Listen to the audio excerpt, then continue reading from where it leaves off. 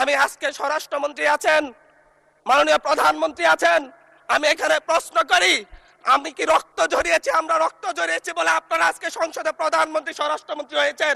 আমার মনে হয় স্বরাষ্ট্রমন্ত্রী আইনের ব্যাখ্যা না দিয়ে আইনমন্ত্রী আইনের ব্যাখ্যা দিবেন। স্বরাষ্ট্রমন্ত্রীর এসবে মনোযোগ দেওয়া দরকার। স্বরাষ্ট্রমন্ত্রীর মনোযোগ দেওয়া দরকার। সারা দেশে কোথায় কোথায় সন্ত্রাসীরা রয়েছে সেই সকল সন্ত্রাসীদের তালিকা করে তাদেরকে বিচারের ব্যবস্থা করা দরকার। বিশ্বাসঘাতকতা, এই বিশ্বাসঘাতকতা মাননীয় স্পিকার, এই রাষ্ট্র আর সইবে না, আপনারাও সইতে পারবেন না। বিশ্বাসঘাতকতার মূল্য এই দেশে আবার দিতে হবে আপনাদেরকে। যে গণভোটের পক্ষে আমাদের মাননীয় প্রধানমন্ত্রী প্রচারণা চালিয়েছেন, যে আদেশের পক্ষে মাননীয় সরকার দলীয় সংসদ সদস্যরা প্রচারণা চালিয়েছেন, আজকে এখানে এসে কেন এটা নিয়ে আবার দীর্ঘ আলোচনা হতে হবে? স্বাধীনতার 30 বছর পরে জন্ম নিয়ে আমার মতো যারা সন্তানরা রয়েছে তারা কেন ভোটাধিকার পাই নাই, তার জবাব চাই। আমরা তো স্বাধীন বাংলাদেশে জন্ম নিয়েছি মাননীয় স্পিকার। আমাদের কি ভুল ছিল? আমরা তো নতুন মানচিত্র পেয়েছি, আমরা তো নতুন পতাকা পেয়েছি, আমরা নতুন সীমানা পেয়েছি।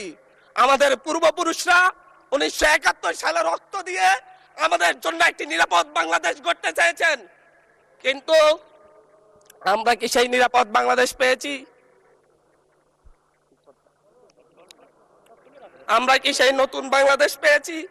আমরা তো সেই নতুন বাংলাদেশ মাননীয় স্পিকার পাই নাই।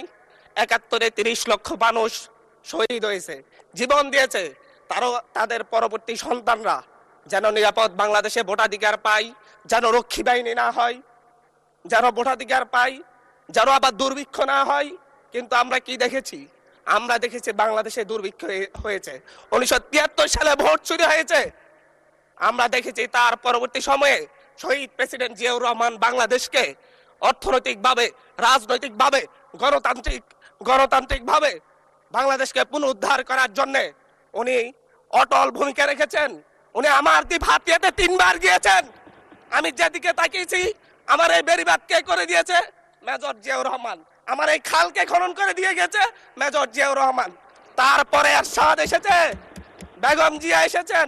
বেগম জিয়া আমার হাতিয়াতে 3 থেকে 4 বার গিয়েছেন, কিন্তু তারপর আমার হাতিয়ার ওই অঞ্চলের নদী ভাঙ্গন রোধ হয় নাই।